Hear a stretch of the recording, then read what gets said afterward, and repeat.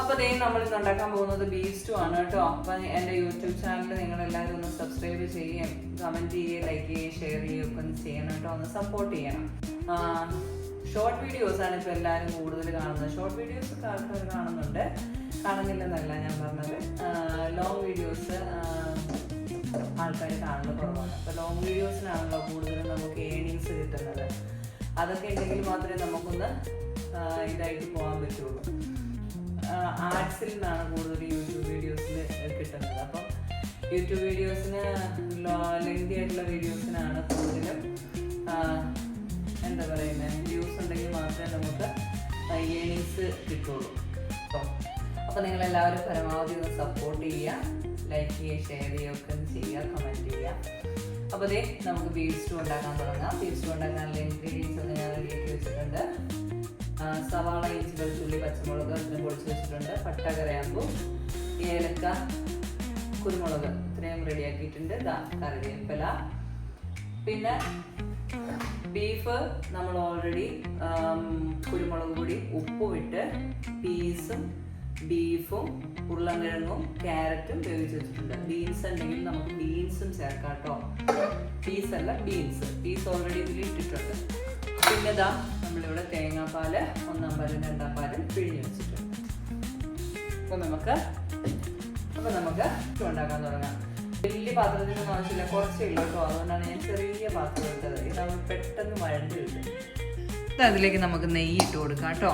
ആദ്യം നമുക്ക് കാഷ്യൂനട്ടും കിസ്മിസും വറുത്ത് വെക്കണം കേട്ടോ. നെയ്യൊക്കെ ഉരുകി വന്നിട്ടുണ്ട്. അതിലേക്ക് കാഷ്യൂനട്ട് ചേർത്ത് കൊടുക്കാം. നല്ലവണ്ണം ഇളക്കി കൊടുക്കാം കേട്ടോ. ഞാനിത് അടത്തിയിട്ടിട്ടില്ല കേട്ടോ, മൊത്തത്തിലായിട്ടേക്കുന്നേ. അതിലേക്ക് കിസ്മിസ് ഇട്ട് കൊടുക്കാം. കിസ്മിസിനോട് വലിയ താല്പര്യം കുറവായതുകൊണ്ട് കുറച്ചേ ഇടുന്നുള്ളൂ കേട്ടോ. നല്ലവണ്ണം ആയി വന്നിട്ടുണ്ട്. തീ നിർത്തി കൊടുത്തിട്ട് കോരിയെടുക്കാം.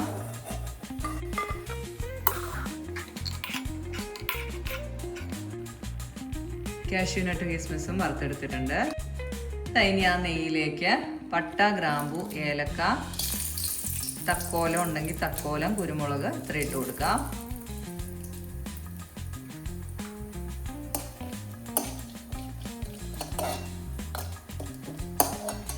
ഇതൊന്നായി വന്നു കഴിയുമ്പോൾ അതിലേക്ക് സവാള, ഇഞ്ചി, വെളുത്തുള്ളി, പച്ചമുളക് ഇത്ര ഇട്ട് കൊടുക്കാം. നല്ലവണ്ണം നെയ്യിൽ വഴറ്റിയെടുക്കാം കേട്ടോ. വെളിച്ചെണ്ണയിലോ വെജിറ്റബിൾ ഓയിലോ ഒക്കെ നമുക്ക് ഉപയോഗിക്കാം കേട്ടോ. ഇതിലേക്ക് ലേശം ഉപ്പിട്ട് കൊടുക്കുകയാണ് കേട്ടോ. ബീഫൊക്കെ ഉപ്പിട്ടാണ് വേവിച്ചേക്കുന്നത്. അപ്പോൾ ഇതിനാവശ്യമായിട്ടുള്ള ഉപ്പിട്ട് കൊടുക്കാം. അതായത് നല്ലവണ്ണം വഴണ്ട് വന്നിട്ടുണ്ട്. അതിലേക്ക് നമുക്ക് കുറച്ച് കുരുമുളക് പൊടി, കുറച്ച് ഗരം മസാലപ്പൊടി ഇത്രയും ചേർത്ത് കൊടുക്കാം. ഒരുപാട് ഗരം മസാല ഇടണ്ട കേട്ടോ. അതിന് വേണ്ടിയിട്ടാണ് നമ്മൾ പട്ടയും ഗ്രാമ്പും ഒക്കെ ഇട്ടത്. ഇതൊന്ന് വഴണ്ട് വരുമ്പോഴത്തേക്കും നമുക്കതിലേക്ക് കഷ്ണങ്ങൾ ഇട്ട് കൊടുക്കാം കേട്ടോ. ബീഫ്, ഉരുളൻകിഴങ്ങ്, പീസ് ഇത്രയുണ്ട്, ക്യാരറ്റ്.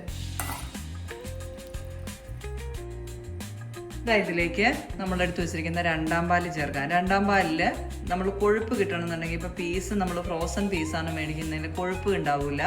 അപ്പോൾ നമ്മൾ ഒരുപാടൊക്കെ ഉണ്ടാക്കുമ്പോൾ കൊഴുപ്പ് കിട്ടാൻ വേണ്ടിയിട്ട് നമ്മൾ തേങ്ങാപ്പാലിലേക്ക് കുറച്ച് മൈദ മിക്സ് ചെയ്തിട്ട് ഒഴിക്കും കേട്ടോ.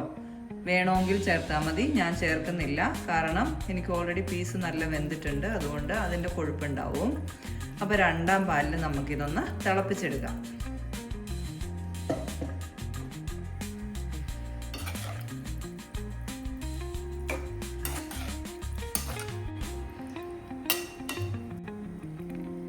ഫ്രോസൺ പീസ് ചേർക്കുവാണെങ്കിൽ ഇതിന് നല്ല വൈറ്റ് കളറിലിരിക്കും കേട്ടോ, തേങ്ങാപ്പാലൊക്കെ ഒഴിച്ച് കഴിയുമ്പം.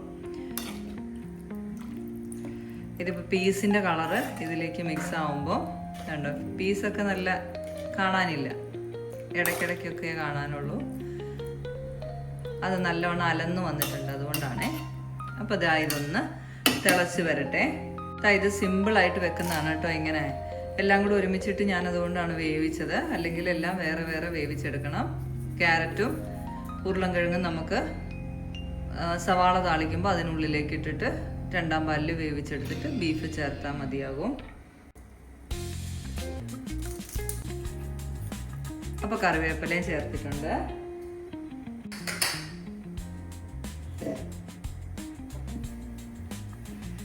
എല്ലാം വേവിച്ച് വെച്ചിരുന്നതുകൊണ്ട് പെട്ടെന്ന് തന്നെ പണി കഴിയുകയും ചെയ്യും. നമ്മൾ വെളിച്ചെണ്ണയിലാണ് ഉണ്ടാക്കുന്നതെങ്കിൽ നമ്മൾ ലാസ്റ്റ് കുറച്ച് നെയ്യ്, കശുവണ്ടി കിസ്മിസും വറുത്തിട്ട് അതോടുകൂടി അങ്ങ് ഇട്ട് കൊടുത്താൽ മതി. ഇതാ നല്ലവണ്ണം തിളച്ച് വന്നിട്ടുണ്ട്. തീ കുറച്ച് വെച്ചിട്ട് നമുക്ക് കുറുകിയ തേങ്ങാപ്പാൽ ചേർത്ത് കൊടുക്കാം. ഇനി ഇത് തിളക്കേണ്ട ആവശ്യമില്ല. നല്ലവണ്ണം മിക്സ് ചെയ്തിട്ട് തീ നിർത്തി കൊടുക്കാം കേട്ടോ.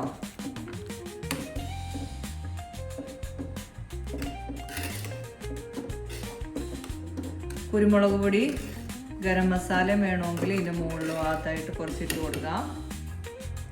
ഇറച്ചി വേവിച്ചപ്പോഴും വഴറ്റിപ്പോഴും കുരുമുളക് പൊടി ഇട്ടിട്ടുള്ളതാണ്, അപ്പോൾ അതുകൊണ്ട് ഇട്ടില്ലെങ്കിലും കുഴപ്പമില്ല. ഇതാ കാഷ്യൂനട്ട് വറുത്ത് വെച്ചിരിക്കുന്നത് ചേർത്ത് കൊടുക്കാം.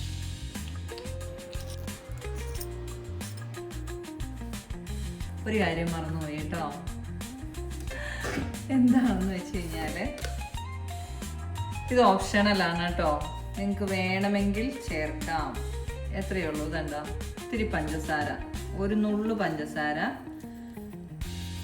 ഓപ്ഷണലാണ്. വേണമെങ്കിൽ ചേർത്താൽ മതി. ഷുഗറൊന്നും ഉള്ളവർ ചേർക്കാതിരിക്കണതാണ് നല്ലത് കേട്ടോ. ഓൾറെഡി തേങ്ങാപ്പാലുണ്ട്, അതിൻ്റെ മധുരം ഉണ്ടാവും.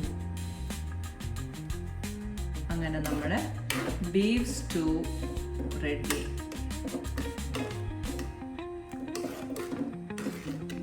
ചൂടോടെ സെർവ് ചെയ്യാം, ചൂടില്ലാതെ സെർവ് ചെയ്യാം, എങ്ങനെ വേണേലും കഴിക്കാം കേട്ടോ. അത് അപ്പം, ഇടിയപ്പം, പത്തിരി, പൊറോട്ട, എന്തിൻ്റെ കൂടെ വേണേലും പോവും.